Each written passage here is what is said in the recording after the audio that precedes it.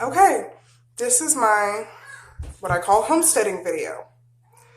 I just want to talk about my plans for my homesteading, which for me, I guess that means something different than other people.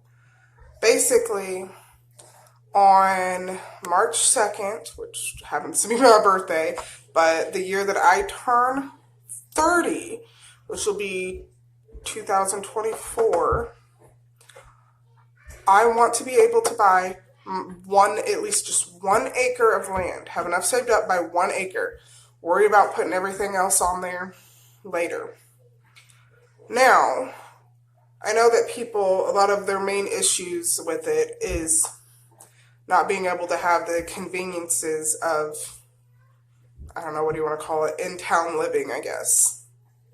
Like, being able to charge their phones, well, when I say homesteading for me, it means non-electric. I guess I should have put that out there. But a lot of people, don't have their conveniences. So today's video, since I have like 4 years to spread this out on my journey of whether it's buying the land, the different things I'll be having with me, that type of thing. So today I'm going to show you a charger. You don't have to have electricity, and you can still charge your phone and be able to use it to do YouTube videos, to call people, messaging, whatever. I found this because, like I said, I'm starting my journey and I want to be able to slowly accumulate everything I need and have it before. Okay, sorry about that. I don't know what I'm doing. Forgot where I was with this, but this is the charger.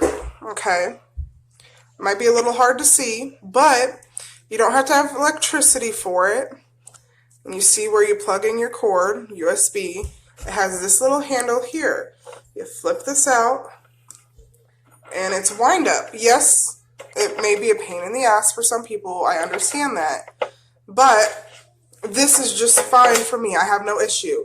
You twist this up, and you just keep going basically till the light turns green, and then plug in your phone, and there you go. Instant charging. No electricity needed. Now, I got this on a bidding app called Top Hatter for like $4, and I'm sure it'd be more if I got it offline somewhere else, but there are options like this out there. You don't have to have electricity to be able to do the things you want. Now, a little conversation on, now that we're done with that, a little conversation on my goals. As I mentioned earlier, 1 acre, I want to be able to buy either those already built little insulated sheds, they're like 8x10 or whatever, and get a few of those, make that into a home, along with having,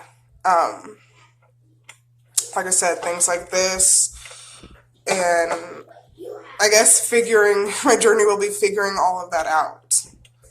I don't know if I'm going to do that or if I'll buy like a trailer and put it there, or like I said, do the insulated stuff. I don't know exactly. My main concern at the moment is making sure whether I have to have a well dug and put in, or if I'm allowed to just buy my water and bring it out.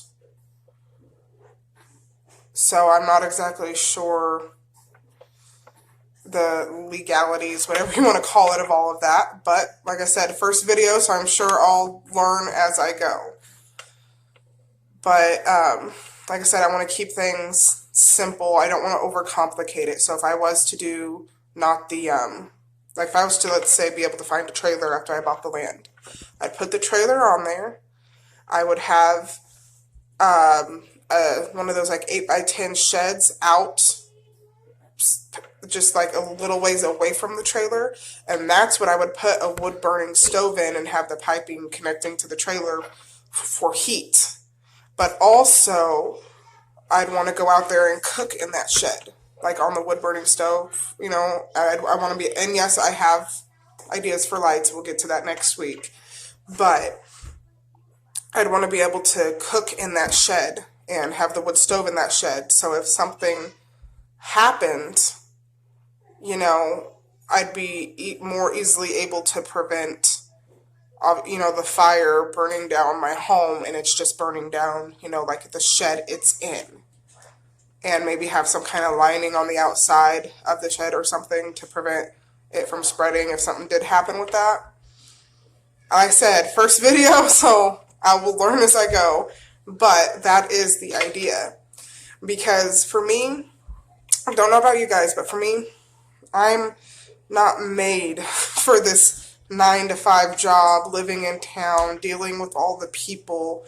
It's like I'm not made for that kind of life. You know, I'm made to be out on my own, you know, slower paced life, more peaceful, more simple. I want to live out on my own little acre, have just enough chickens to feed me and my kids every day, along with, you know, maybe a few extra to sell some eggs, you know, just maybe a goat or two, you know, to produce 1 or 2 babies a year to sell, you know, just things like that.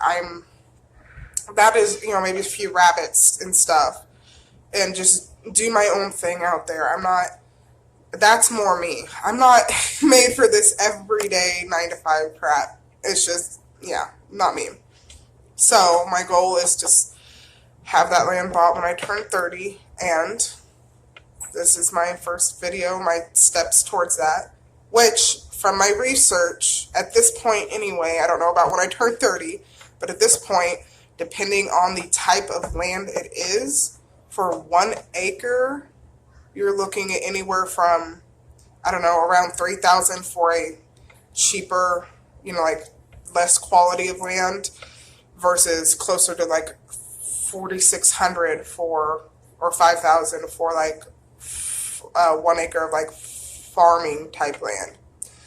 So my goal is to have $5,000 saved for when I turn 30. So hopefully maybe find maybe a 1 acre of less quality land, and be able to have enough still to put in a well if that's what I have to do. But that's just my thoughts at this point. I'm very sorry if this video is not good quality. Like I said, I'm not brand new to YouTube, no idea how to do all of this, so bear with me. Next week on Thursday, it will be a second item to help with, for me, my homesteading journey, I guess is what I would call it. Love you guys. Bye.